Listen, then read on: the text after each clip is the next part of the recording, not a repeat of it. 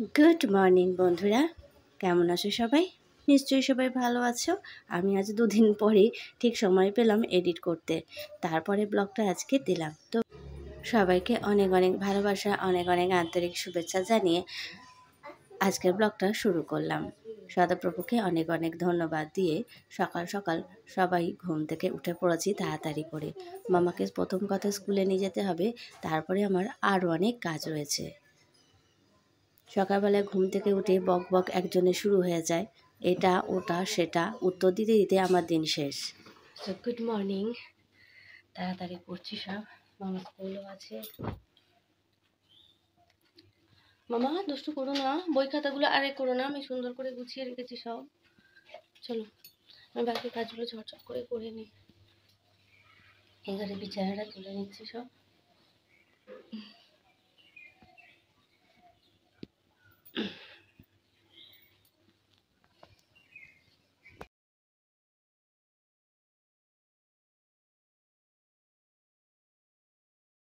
সকালবেলায় এই দিকের ঘরটায় পূর্ব দিক থেকে এমন আলোর ছটা আসে, জানলাগুলো বন্ধ করে দিই। আর এই সাইডগুলো একটা খোলা আছে, এটা রাতের দিকে বন্ধ থাকে, আর সকালবেলায় দিনের বেলায় খুলে দিই। তো এখনও খোলা হয়নি, তো বিছানাটা গুছিয়ে নিয়ে তাড়াতাড়ি জানলা দরজাগুলো খুলে দিই। আরেকজন সকাল থেকেই আমার পেছনে পেছনে ঘুরে বেড়াচ্ছে, শুধু একটাই কথা বলছে কখন আসবে। ওর দাদারা আসবে বলেছে, মাসিও বলেছে আসবে, কিন্তু আসবে কিনা সঠিক জানে না। তো সেই জন্য আমার পেছনে ঘুরে ঘুরে বেড়াচ্ছে আর জিজ্ঞাসা করছে কখন আসবে। ব্যাপারটা তো বোঝে না, আসতে গেলে তো অনেকটা টাইম লাগে। ওকে বলেছি দাদারা ট্রেনে উঠে পড়েছে, তুই এখন স্কুলে চ, স্কুল থেকে এসে তারপরে রান্নাবান্না সারবো, তারপর দেখবি দাদারা এসে যাবে। শুনছেই না। চলো যথারীতি রেডি হয়ে মামাকে স্কুলে পৌঁছে দিয়ে এবারে যাচ্ছি একটু বাজারের দিকে। এমনি এই সপ্তাহটা বাজার করা হয়নি, তো একসাথেই করব বলে সেই জন্য ওয়েট করেছিলাম। ঝটপট করে বাজার করে নিয়ে ঘরে গিয়ে কিছুটা জোগাড় করে রেখে দিই, তারপরে গিয়ে মামাকে নিয়ে স্কুল থেকে বাড়ি ফিরে বাকি রান্নাবান্নাগুলো সব সারবো। এদিকে এই যে বাজার নিয়ে চলে এসেছি। আজকে উচ্ছে এমনি যেরকম নিই সেরকম নিয়েছি। আজকে একটু মাংস নিয়েছি, মাটন। ডিমটাও ফুরিয়ে গিয়েছিলো, তো বাবু ডিমটাও বললো। আর এদিকে এই যে কোল্ড ড্রিঙ্কসও নিয়েছি, আর এই যে ওরা এলে এটা দেবো বলে এই যে মাজাটা নিয়েছি। বাবু আবার মাজা খেতে পারে না, ওই জন্য বললো কোল্ড ড্রিঙ্কসটা নাও, তাহলে আমি একটু খেতে পারবো। বাজার রেখে গুছিয়ে দিয়ে যাই। মামাকে স্কুল থেকে নিয়ে আসে, এখন বাজে 8:30। যেতে যেতে প্রায় 9টা হবে। গিয়ে আবার 1 ঘন্টা গিয়ে দাঁড়িয়ে তারপরে এসে ঝটপট করে রান্না করবো। এই হচ্ছে আজকেকারের আপডেট। চলো ঝটপট করে রান্নাটা করতে হবে। গ্যাসেই করবো আজকে সব, নাহলে টাইমের মধ্যে কোলানো যাবে না। অলরেডি তারা ট্রেনের মধ্যে 8টা থেকে ট্রেন শিয়ালদা থেকে, তো সেটাতে উঠে পড়েছে। আর হচ্ছে আমি সেদিকে রান্নাবান্না করবো। চলো ঝটপট করে যাই।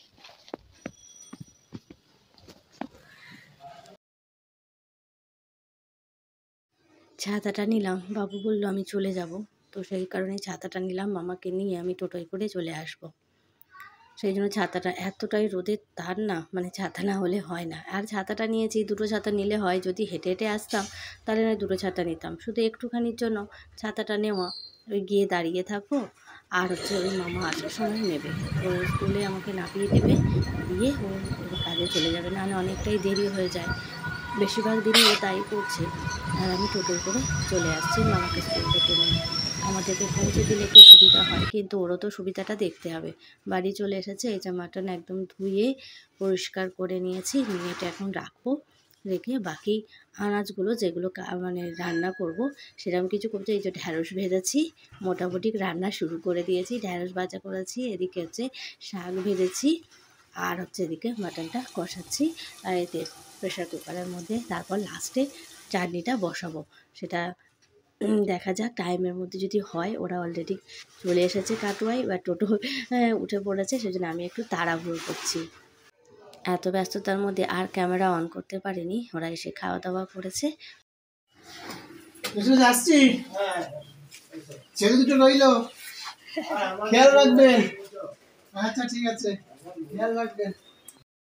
দিদি আসবে বলেছিল কিন্তু আসেনি, যে জামাইবাবু এসে ওদেরকে দিয়ে গেল। তো চলো ওরা এখন যাচ্ছে স্টেশন।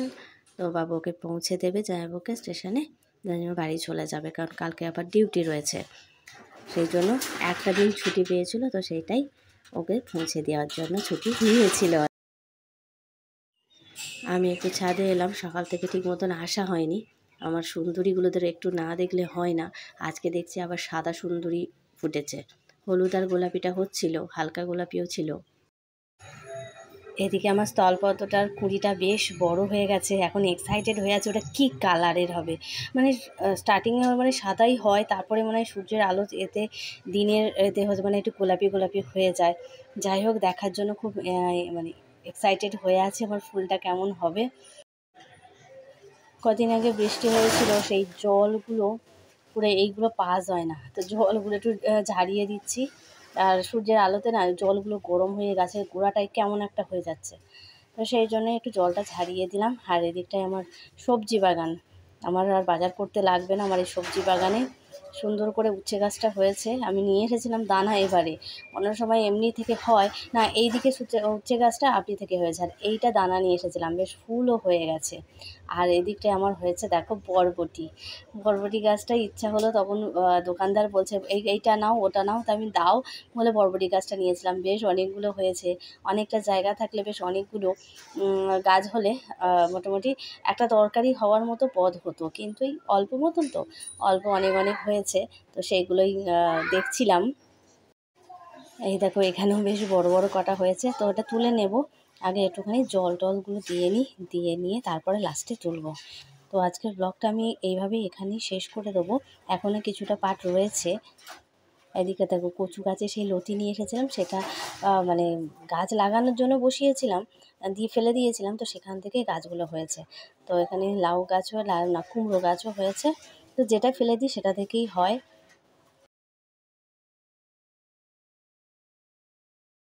চলো এবার থামস আপটা খাওয়া যাক, বাবুও রয়েছে, জামাইবাবু চলে গেল, বাবুকে একটুখানি বার করে দিয়েছিলাম, তারপরে বাকিটা রয়েছে, এবার এটা একটু খাওয়া যাক। বাবু বললো যে বার করো, তো চলো চারজনে চারটে দিয়ে দিচ্ছি, ওরা দু ভাইয়ে, মামা আর বাবু। চলো এবার যাওয়া যাক। ঢালা মোটামুটি কমপ্লিট হয়ে গেছে, একটু রেখে দিলাম আমার জন্য। তো বন্ধুরা, আজকের ব্লগটা আমি এখানেই শেষ করে দেবো। ফিরে আসছি আরও একটা সুন্দর ব্লগ তোমাদেরকে উপহার দেওয়ার জন্য। তো টাটা বন্ধুরা, ভালো লাগলে অবশ্যই পাশে থেকো।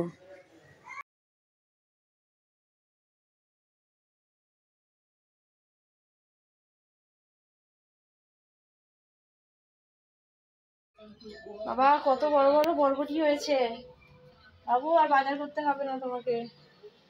ও বাবু, বাবু গো, তোমাকে আর বাজার করতে হবে না।